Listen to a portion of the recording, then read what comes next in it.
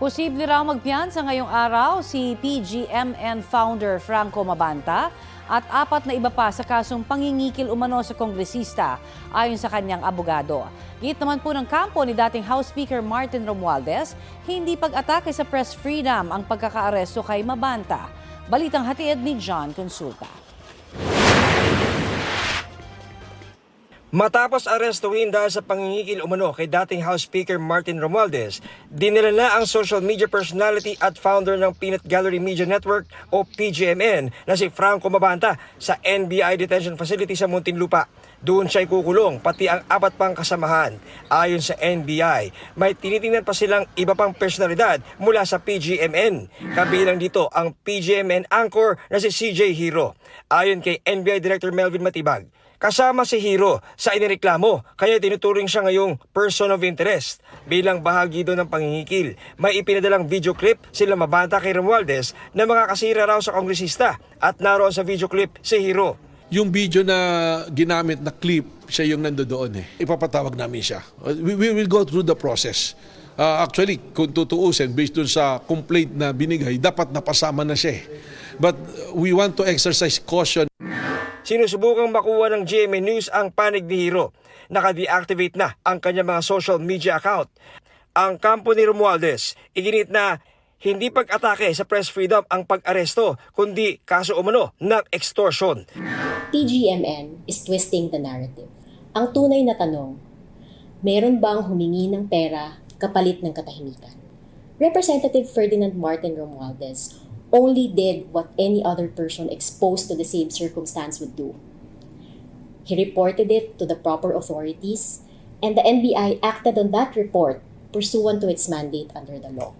Anumang material o expose na sinasabing hawak daw ngayon ng PGMN ay irrelevant o walang kaugnayan sa iniimbestigahang aligasyon ng extortion. If anyone believes he has evidence of wrongdoing, the proper recourse is simple. Release it, submit it to the proper authorities, and let the proper institutions act on it, not use it as leverage in exchange for money. That is what PGMN did. They purportedly produced a video that was allegedly ready to run several weeks ago, and yet chose not to release it.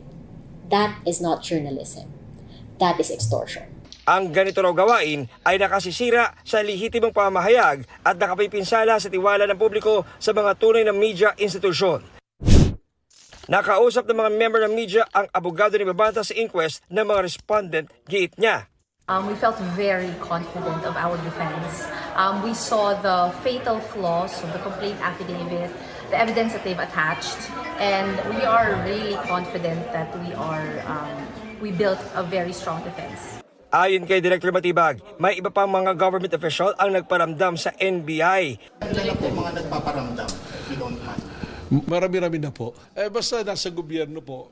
At may mga private personalities din. Wala naman diretsong nagsabi na na-blackmail sila. But from the looks of it, parang yun yung gustong direction. Hinihingan namin ng panibagong pahayag ang kampo ni Mabanta tungkol dyan. Pero nauna lang itinanggi ni Mabanta ang aligasyon ng pangingikil. We definitely didn't extort Speaker Romualdez. Sabi pa ni Mabanta, set up ang nangyaring pag-aresto.